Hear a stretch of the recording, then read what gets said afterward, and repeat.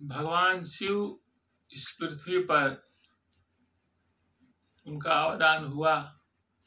जब भी तारक ब्रह्म इस पृथ्वी पर आते हैं, 3 तारक ब्रह्म अभी तक इस पृथ्वी पर आए हैं। पहले तारक ब्रह्म भगवान शिव, दूसरे तारक ब्रह्म भगवान कृष्ण और तीसरे तारक ब्रह्म श्री सियानंद मूर्ति जी। जो भी तारक ब्रह्म आते हैं इस पृथ्वी पर, उनका कुछ उद्देश्य होता है, उद्देश्य लेकर के ही तारक ब्रह्म आते हैं। भगवान शिव का 3 रूप है। एक है ऐतिहासिक शिव, आज से 7,000-7,500 ईसा पूर्व भगवान शिव आए थे इस पृथ्वी पर। दूसरा हुआ दार्शनिक शिव, जो भी समाज के लिए उनका जो दर्शन था, कल्याण सुंदरम के रूप में समाज में प्रतिष्ठित थे। जो कुछ भी अवदान समाज के लिए वो कल्याणकारी जो उनका भाव रहा है, जिस तरह आध्यात्मिक योग साधना, चिकित्सा के क्षेत्र में वैद्यनाथ, सुर सप्तक, आपको आश्चर्य होगा जो सारेगामा पधनिसा जो सुर है वो भगवान शिव का ही दिया हुआ सुर है, सुर सप्तक के रूप में। यह इनका दार्शनिक रूप है। और तीसरा रूप है भगवान शिव का। भगवान शिव पूरे सृष्टि के रग रग में है, पृथ्वी के केंद्र बिंदु में बैठकर पूरे सृष्टि के केंद्र बिंदु में बैठकर पूरे सृष्टि को चला रहे हैं। वही है भगवान शिव का सूक्ष्म रूप है।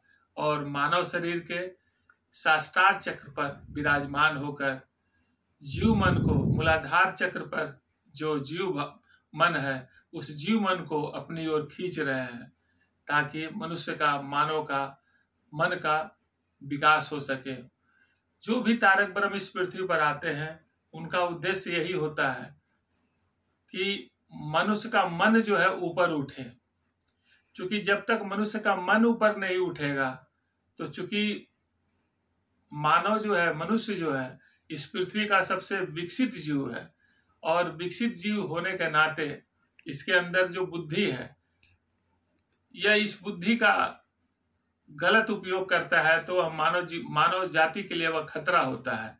इसलिए तारक ब्रह्म इस पृथ्वी पर आते हैं तो सबसे पहला काम करते हैं, मनुष्य के मन को ऊपर उठाते हैं, भक्ति भाव के माध्यम से, आध्यात्मिक साधना के माध्यम से। इसलिए कहा जाता है कि भगवान शिव जब इस पृथ्वी पर आए तो आध्यात्मिक योग तंत्र साधना मानव कल्याण के लिए दिए, जिससे मनुष्य का मन जो मूलाधार चक्र पर सुषुप्त अवस्था में बैठा हुआ है, उस मन को ऊपर की ओर ले जाया जा सके।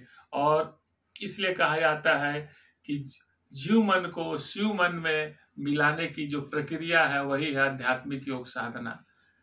तो भगवान शिव जब आए, योग साधना बदलाए, तो मनुष्य का मन को ऊपर उठाने के लिए, ताकि मनुष्य का मन ऊपर उठे। और जब मनुष्य का मन ऊपर उठेगा, तभी पूरे पृथ्वी का कल्याण संभव है। क्योंकि मनुष्य जो इस पृथ्वी का सबसे विकसित जीव है, आज जो कुछ भी समाज में हो रहा है, सब मन का ही खेल है। मन नीचे होने के कारण ही लोगों में रंग भेद, जातिवाद, जाति प्रथा, संप्रदायवाद, बहुत तरह की कुंठाओं से मनुष्य का मन जो है ग्रसित है। इस मन को ऊपर उठाने के लिए भगवान शिव का बताया हुआ योग साधना करना होगा। और वह योग साधना आनंद मार्ग में इसकी सुविधा है। भगवान श्री सियानंद मूर्ति जी अपने आचार्यों को इस